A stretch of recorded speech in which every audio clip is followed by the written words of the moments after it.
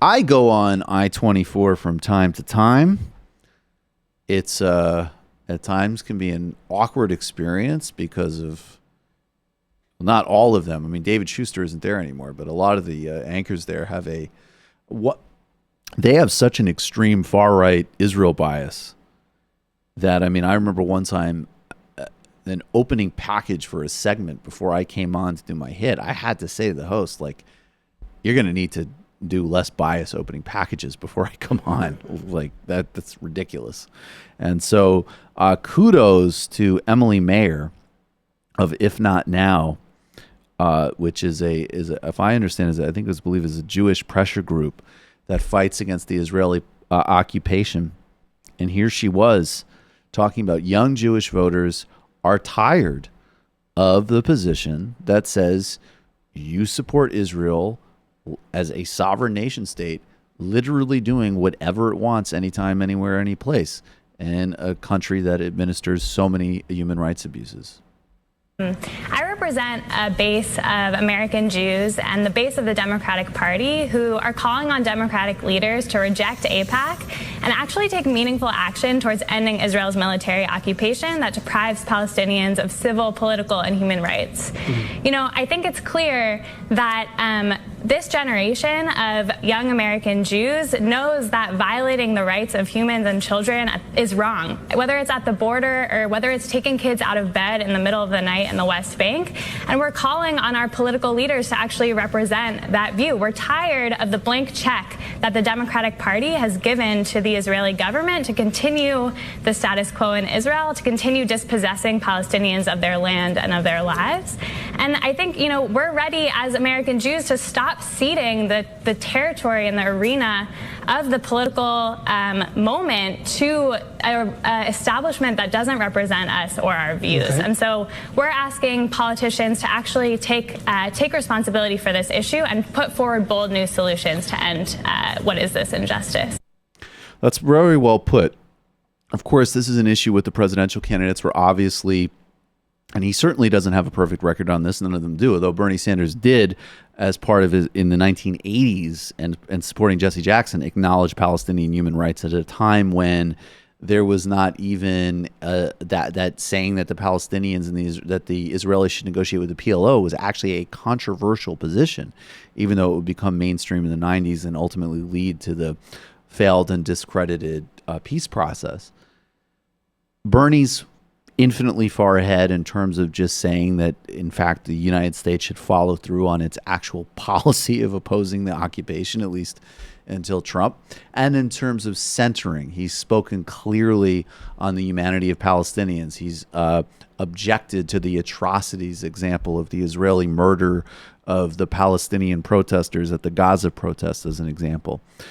Kamala Harris, Christian Gillibrand, and Cory Booker are very much on the opposite extreme. They are absolutely situated within the discredited and really horrifying Democratic mainstream that she's talking about there. Joe Biden is a leader of that. Joe Biden, of course, as you would expect, has a terrible record with supporting these things. Pete Buttigieg defended, along with Elizabeth Warren, quite aggressively, various Israeli actions. Elizabeth Warren, again, I'll keep saying it, her reaction to, if you go back to 2014, Israel's shelling and pounding of Gaza, which killed hundreds of civilians in days. It shelled UN schools. There was horrifying photos of Palestinian children murdered on the beach in Gaza. She came out and did the same robotic AIPAC talking points that everybody does. And I will definitely say that Sanders' response, while not nearly as callous as hers at that time, was not great either. And the ground is shifting because of work of people like Mayer, like Emily Mayer. But this is an area where we're still well behind the curve, and there still is just a clear and distinct difference in political candidates if you have even the inkling of a caring about basically recognizing the Palestinians as human beings. Most of the candidates on the stage are still not doing that functionally. And, you know, it's an incredible double-edged sword, because how you can, on one hand, be a party that is supposed to represent the broadening recognition of a truly full democracy for all, and then conversely support an apartheid state. And the only way to do it is actually through the appeals of the most crass reductive identity politics, which has always been a major problem in discourse around Israel. And all too many, frankly, almost all Democrats have embraced, even at times when, the most horrific atrocities are being committed by Israel. And there's also a model. I'd look up Jeff Halper, who runs a group, is part of a group called Israelis Against Home Demolitions. And another way of understanding Israel and understanding the occupation is that Israel is the sort of front line of a broad sort of north-south divide, that whether you're talking about policing in Ferguson, whether you're talking about counterinsurgency in Afghanistan, that a lot of Israeli models of repression and counterinsurgency, and there's a big reason why Israel is huge in exporting weapons and exporting security training. If you go back even back to the 80s, Israel was part of, at least Israeli contractors are part of the Reagan-era policies of training death squads in Latin America. There's a way in which, according to Halper's argument, the Israeli model is the stand-in for the broader securitization of East-West policy generally. And the occupation is the kind of center and staging ground of how that policy unfolds. And I think that that's largely true, and a very important way of understanding that dynamic. On another note related to this, AOC accurately called the obscene conditions at the border concentration camps. I did a whole segment a couple weeks ago where, in response to Chuck Todd having a tizzy fit about it, we went and we read, hopefully if Chuck was watching, the Merriam-Webster dictionary definition of concentration camp, which absolutely describes the detaining of refugees at the border.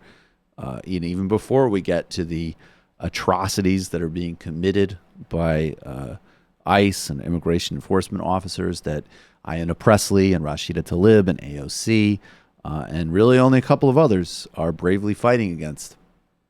But it certainly led people, including Chuck Todd, and well, actually Meghan McCain didn't go in this direction because Meghan McCain obviously made it about her dad, but it was a really important reminder to take the, don't ever use any terminology that might ever cheapen the memory of the Holocaust, one of the most horrifying genocide and events in human history.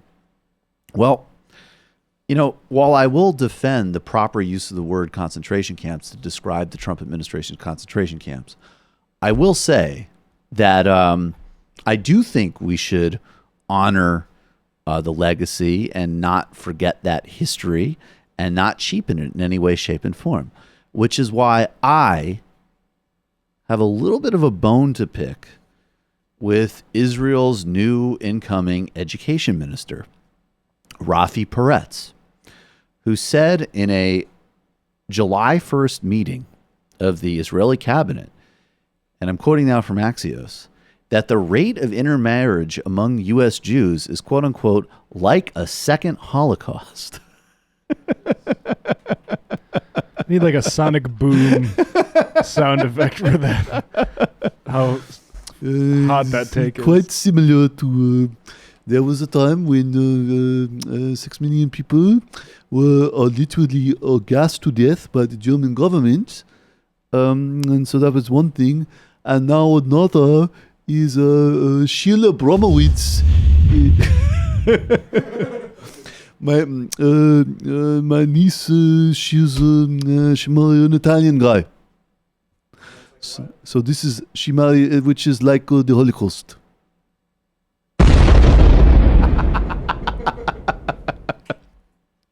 This is another example of the very rational and sane thinking in modern Israeli politics.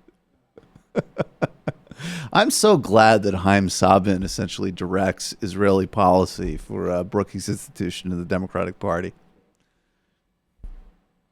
I want to know. I want to know. I mean, that is going to be a worthwhile question to ask the woke Democratic Party. Why does Haim Sabin support you and not Bernie Sanders? Yes.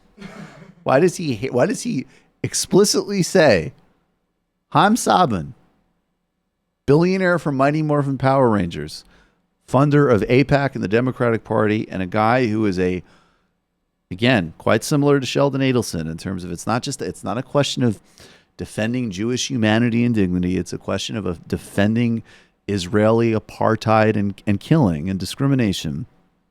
He said, I love all 22 candidates. Well, except one. And then what did he say? He said something like, I really don't like Bernie Sanders. Yeah, I don't like Bernie, and you can write it down. These people are doing something really helpful, which is that they're telling you who to vote for.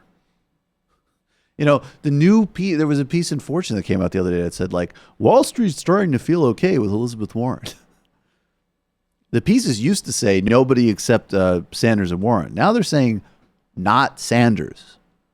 So all of the worst people are telling you this is the one person they don't want you to vote for. So I think it's a pretty good indication. Democratic mega donor Haim Sabin. We love all 23 candidates, Haim said, then pauses. No, -1. I profoundly dislike Bernie Sanders. You can write it.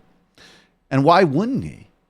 He's a billionaire influence peddling plutocrat whose prime foreign policy goals are the dehumanization and nationalism. I mean, I would hate Bernie Sanders too. Bernie Sanders is a voice for justice, equity, and against bigotry of all kinds. I mean, yeah, sure. I'm principally against the carceral state, but if you had to gulag any sort of subset of individuals, the ones termed mega donors, I think would be a good place to start.